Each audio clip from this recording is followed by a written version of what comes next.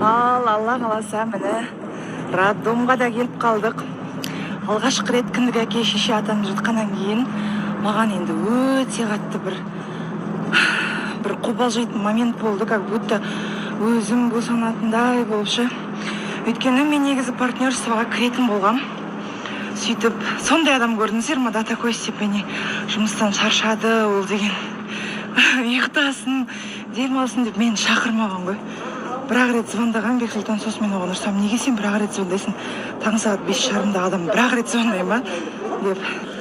В общем, роддомға келдім. Қазір кірем ішке.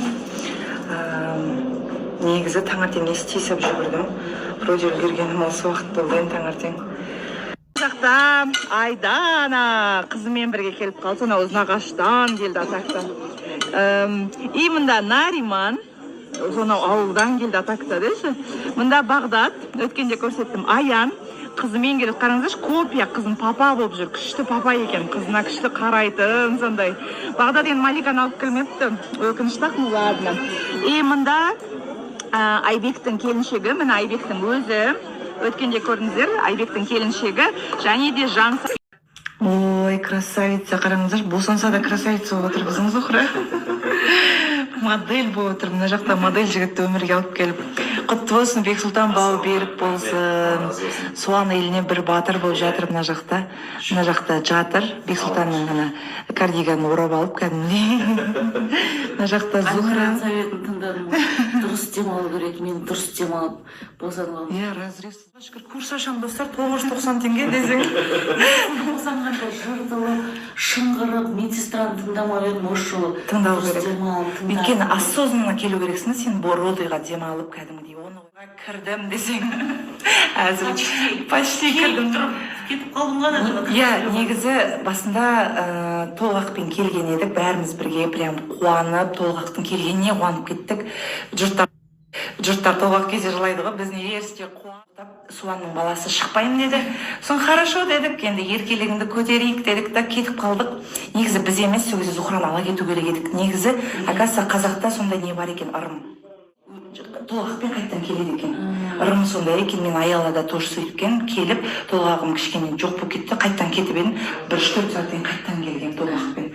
Оказывается, негізі сондай екен, оны маған енем айтып жатыр, мен де білмеймін ғой, оны ешкімге айтпай сөйтіп босанып, сүйінші сұрайтын қасиетім бар етін, соны Зухраға айтқам. Міне, босанып. Главное, аман сен өмірге алып келдің, оңай емес. Шын айтам, оңай емес. Оны тек қана босанған қыз келіншектер түсінеді. Ана болу барлық қыздарға жұғысты болсын. Мына жақта бөпеміз жатыр. Бірінші рет енді кіндік ата-ана болып жатқаннан кейін 5:30-да ұйқынан оятқым келген жоқ дейді ғой. Сондай адам көрдіңіздер ме? Ұйқынан оятқым келген жоқ. Мен сәресін беріп алдым да телефонды құшақтап, жаныма қойып қойсам, есікті құшақтап ұстаудан қорқамын негізі. Жарылып кете ма, ысып кете ма деп та, жоқ, осы дырылдаған естісейін деп, енді бала болғаннан кейін беззвукада тұрады ғой.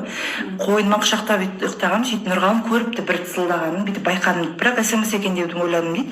Ол да бүйтіп көз ілініп кетсе керек сол моментінде.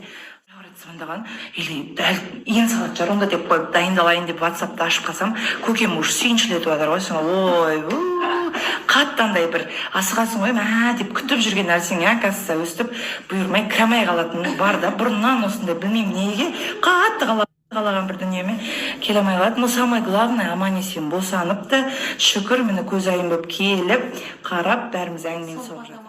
Өзіңді күт енді. Сау ана, сау бала дейді ғой қазақта. Міне Бексұлтанның папасы жанында баласын қарасып, ой, екі қыздан кейін ол тәтті болып жатыр ғой Бексұлтанға.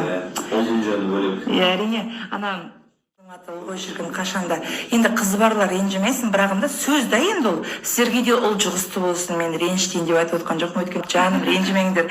Бұл осындай сөз, ұл болсын, қыз болды ғой. Құрсын, ауру сырқаудан аман болсын. Иә, сорпасын ішеді. Үф деп ұйықтап ал, демалып ал, папасы баласын қарап, енді күткен баласын өзі қарайды енді. Әкеп бердің. Көрем ау. Сұмдық. Жанкүйер болсам осылай жанкүйер болу, короче.